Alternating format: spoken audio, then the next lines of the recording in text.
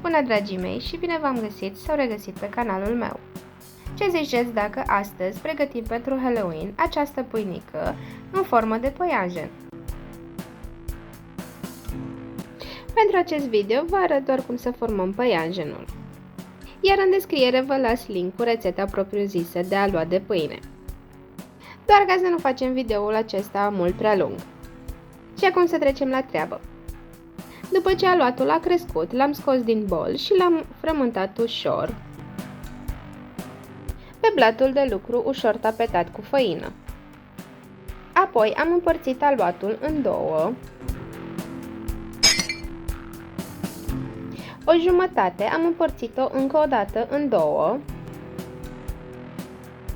iar ultimul sfert de aluat l-am împărțit în 8 părți egale, adăugând puțină făină pentru a nu se lipi de blatul de lucru.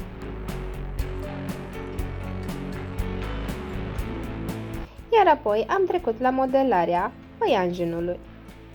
Am luat bucata cea mare de aluat și am rulat-o ușor pe blatul de lucru până s-a netezit. Acesta va forma corpul păianjenului. După ce am obținut o bilă netedă de aluat, am pus-o pe o tavă tapetată cu hârtie de copt. Și am trecut la pasul următor. Cu a doua bucată mai mare de aluat am format capul păianjenului, netezindu-l și formând o bilă cât de cât rotundă, adăugând făină dacă este necesar. Apoi am așezat bila de aluat lângă cea mare, lăsând puțină distanță între ele. Iar apoi cu cele 8 bucăți de aluat le-am rulat pe rând ca pe un șnur, încercând să nu adaug prea multă făină și să obțin un șnur cât de cât subțire. Iar apoi le-am așezat pe tavă, aranjând puțin bilele de aluat pentru a încăpea toate în tavă. Desigur, depinde de dimensiunea tăvii și de cât de mult aluat faceți. Eu de această dată am făcut o pâinică mai mare, așa că am fost chiar la limită cu tava. Am continuat să rulez fiecare bucățică de aluat pe rând și am așezat-o în tavă, formând picioarele păianjenului.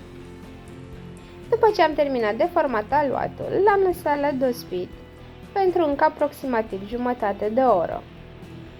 Iar între timp am preîncălzit cuptorul la 180 de grade, iar când aluatul a crescut ușor, l-am dat cu puțin ou bătut și l-am dat la cuptor pentru aproximativ 25-30 de minute până s-a rumenit ușor, iar la final, după ce s-a copt, am adăugat câteva boabe de piper pe post de ochi. Dacă v-a plăcut această idee, nu uitați să-mi lăsați un like. Iar dacă doriți să vedeți mai multe idei și rețete din acest maraton de Halloween și nu numai, nu ezitați să vă abonați și să apăsați pe clopoțel pentru a fi notificați de fiecare dată când postez o rețetă nouă.